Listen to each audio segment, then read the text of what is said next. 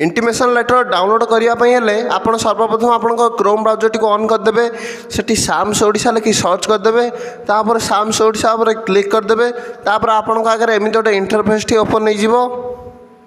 तापर आप तलू तलू को स्क्रॉल डाउन करेंगे स्क्रॉल डाउन कलापर से लिखाई जो स्टूडेंट लॉगिन आपण मैंने क्लिक करदे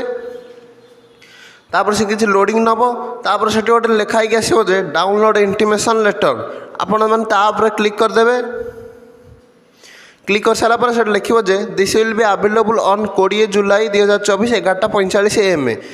11:45 पर मेरिट लिस्ट बाहर सारापर एठू इंटिमेशन लेटर डाउनलोड करा जाई परिबो आपनकर नाम जदि मेरिट लिस्ट अच्छी ताले आपण माने डाउनलोड इंटिमेशन लेटर पर क्लिक करेंगे सेठी जहाँ भी सब डिटेल्स मांगिबो आपण से डिटेल्स को फिलअप करी इंटिमेशन लेटर डाउनलोड करि परिबे एवं इंटिमेशन लेटर रे जहाँ भी सब डॉक्यूमेंट लिखाई थबो सेही डॉक्यूमेंट नै कि जो डेट रे एडमिशन थिबो सेही डेट रे कॉलेज जाई कि एडमिशन करिवे एवं फीस मध्य नै थबे